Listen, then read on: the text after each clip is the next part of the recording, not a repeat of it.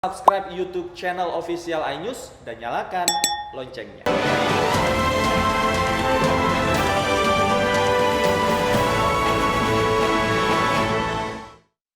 Eksekusi rumah di Kapuk Kamal Raya Cengkareng, Jakarta Barat diwarnai kericuhan. Petugas jurusita Pengadilan Negeri Jakarta Barat mendapat perlawanan ahli waris. Semua sudah di mana buktinya? Bahasannya juga ringan. Tugas jurusita Pengadilan Negeri Jakarta Barat yang Inspiratif. eksekusi rumah di Kapuk Kamal Raya Cengkareng diadang warga yang mengaku ahli waris. Karena dia ini milik dia, ini hak dia. Dia datang ke sini, Pak. Coba dia datang ke sini. Sejumlah ibu-ibu juga melakukan protes sambil membunyikan sirine pengeras suara saat jurusita Pengadilan Negeri Jakarta Barat membacakan surat perintah eksekusi pengosongan lahan seluas 900 meter persegi yang ditempati warga. Eksekusi lahan mendapat penjagaan ketat dari aparat keamanan. Setelah membacakan surat perintah eksekusi, petugas jurusita tetap melakukan pengosongan lahan dengan mengeluarkan harta benda milik warga. Kita lakukan penyitaan money, teguran para pihak, kedua penyitaan, dan ketiga sudah memenuhi syarat, maka Ketua Pengadilan Negeri Jakarta Barat mengeluarkan penetapan eksekusi pengosongan. Nah, inilah yang akan terjadi. Sementara pihak ahli waris mengaku sudah meminta penangguhan, namun eksekusi tetap dilakukan. Eksekusi saya juga sudah ajukan untuk minta ditangguhkan. Sudah masuk ke PN Jakarta Barat tanggal 25 diterima sama orang PN. Eksekusi pengosongan lahan dilakukan berdasarkan surat keputusan Pengadilan Negeri yang memenangkan Nisin selaku penggugat melawan Nirin selaku tergugat. Keduanya merupakan kakak beradik. Dari Jakarta, Sofyan Firdaus, iNews melaporkan. Kericuhan juga mewarnai eksekusi sebuah rumah di Surabaya, Jawa Timur. Pemilik rumah menangis histeris saat menghalangi proses eksekusi.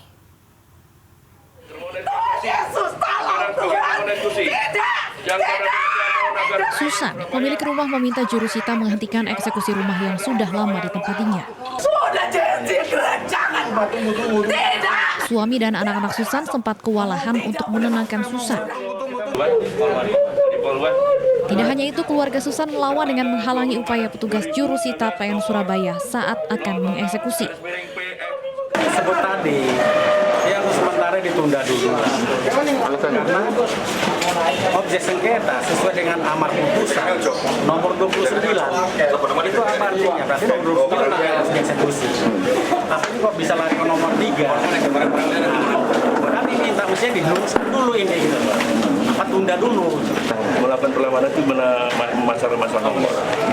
Nah, kalau itu kan nomornya nomor 29. Tapi di sini dinomorkan nomor 3. Nah, itu nomornya juga dari tahu yang mana tidak tahu.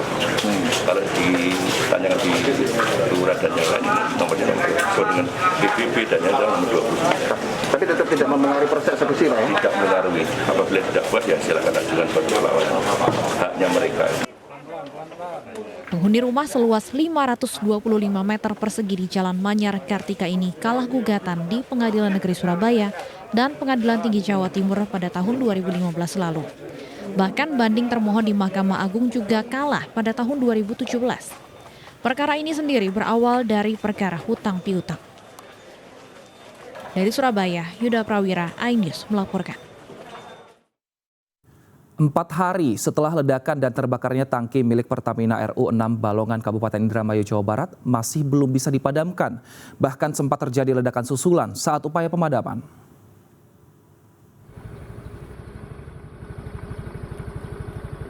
Tiga hari setelah ledakan dan terbakarnya 4 tangki milik Pertamina RU6 Balongan Indramayu, kepulan asap tebal masih membumbung tinggi.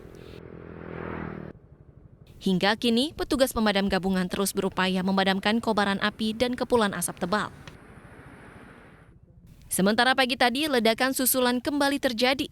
Warga Desa Majakerta dan Desa Balongan Kabupaten Indramayu pun panik keluar rumah.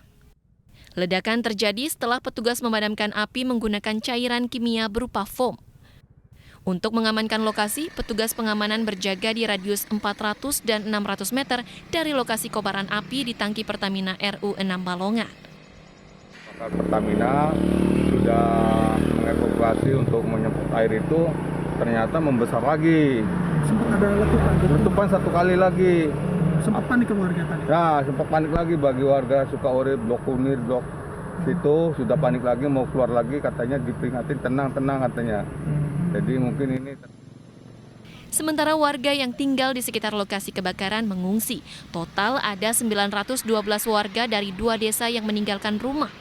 Warga diminta mengungsi karena khawatir asap kebakaran dapat membahayakan keselamatan warga. Selain itu, arus lalu lintas dari arah Cirebon menuju Indramayu maupun dari arah sebaliknya sudah kembali normal. Dari Indramayu, Jawa Barat, To Iskandar, iNews melaporkan.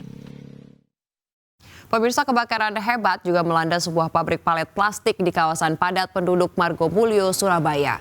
Kebakaran yang menghanguskan seluruh isi pabrik ini sempat membuat panik warga yang rumahnya berdekatan. Asap hitam pekat membumbung tinggi saat api membakar pabrik palet plastik PT Yamasurya di kawasan Karangpoh nomor 1 Margomulyo, Surabaya. 15 unit pemadam kebakaran dan 2 Bronto Skylife dikerahkan oleh Dinas Pemadam Kebakaran Kota Surabaya untuk memadamkan kobaran api. Lokasi pabrik di tengah pemukiman warga sempat membuat warga panik. Warga sekitar area kebakaran langsung menyelamatkan barang-barang dibantu oleh Linmas dan anggota TNI. Belum diketahui secara pasti penyebab dari kebakaran yang menghanguskan isi pabrik palet plastik tersebut. Saat kejadian, seluruh karyawan sedang istirahat makan siang. Tadi ada 2 karyawannya yang tahu pertama kali kejadian. Di dalam sudah ada api. Kemudian lapor ke Satpam. Satpam bawa apar yang ada di pos Satpam, dibawa lari ke dalam. Namun demikian tidak nututi. Api sudah mulai besar. Lanjut yang Satpam satunya langsung telepon ke PMK. PMK langsung berangkat. Pemirsa, jenazah WNI yang bekerja secara ilegal tewas dibunuh temannya sesama WNI di Malaysia tiba di rumah duka di Desa Pasar 2, Desa Air Joman, Asahan, Sumatera Utara. Isak tangis keluarga pecah menyambut kedatangan jenazah.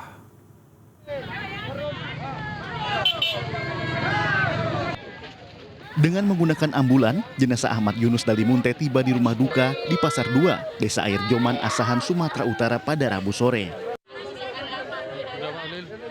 Isak tangis istri dan anak almarhum pecah saat menyambut kedatangan jenazah di rumah duka yang telah dimasukkan ke dalam peti. Sayangnya peti jenazah almarhum Ahmad Yunus tak bisa lagi dibuka, sehingga anak dan istri almarhum tak dapat melihatnya untuk yang terakhir kali. Diketahui, jenazah selama ini tertahan di Malaysia selama 2 pekan lebih akibat terkendala administrasi dan biaya. Jenazah dapat dipulangkan setelah pemerintah Kabupaten Asahan berkoordinasi dengan KBRI di Malaysia. Kendalanya masalah kemarin paspornya Pak terlambat dikirim. Terus Pak, selain itu Pak? Ya. Selain itu data dia lah kurang lengkap kemarin itu Pak.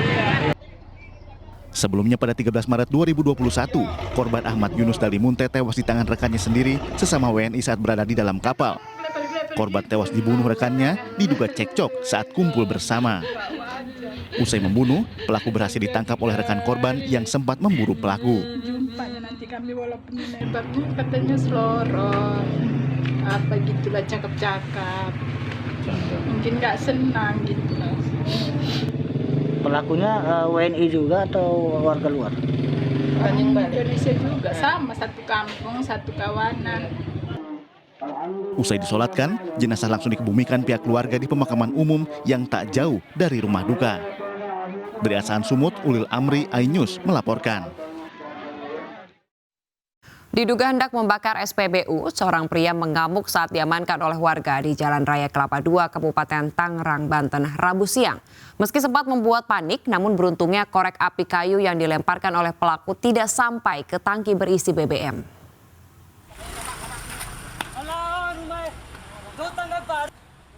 Pria ini diamankan warga usai mencoba membakar sebuah SPBU di Kelapa II, Kabupaten Tangerang, Banten pada Rabu siang. Bahkan, pria tanpa identitas ini terus mengamuk dan mencoba kabur hingga membuat sejumlah warga dan seorang anggota TNI kewalahan. Menurut sopir truk Pertamina, pelaku mendekat dan menyalakan korek api saat dirinya tengah mengisi BBM di tangki SPBU. Tapi benar itu bak korek. Tadi kejadian api udah lah, saya orang juga sini kan lagi iris panik. Tapi sempat nyala tuh apinya. Kelihatan api udah sasir gitu. Dia tahu kalau pom bensin mau dibakar sama dia langsung diusir terus dia ngelawan koreknya sama dia dibuang. Terus pom bensin sama dia diacak-acak semua. Usai berhasil diamankan, pria ini akhirnya dibawa ke Polsek Kelapa II untuk diselidiki motifnya. Dari Kabupaten Tangerang, Banten, Aimarani, iNews melaporkan.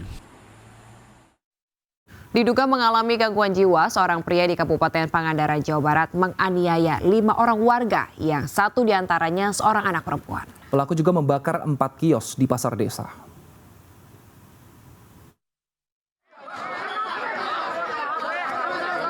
Karim, seorang pria yang diduga mengalami gangguan jiwa, menganiaya 5 warga di blok pasar wisata desa di Kabupaten Pangandaran, Jawa Barat. Ironinya, 1 dari 5 korban merupakan anak perempuan. Selain menganiaya dengan golok, pria yang bekerja sebagai tukang jahit ini juga membakar 4 kios di pasar wisata desa. Karena menyerang petugas, pelaku terpaksa dilumpuhkan dengan timah panas.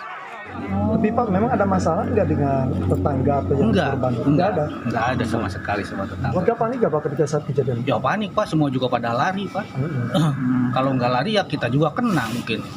Tadi Pak, apa yang dilakukan oleh warga setempat untuk menolong si para korban itu? Ya langsung dibawa ke Pandega gitu, ke rumah sakit. 2 unit pemadam kebakaran pun diterjunkan untuk memadamkan api.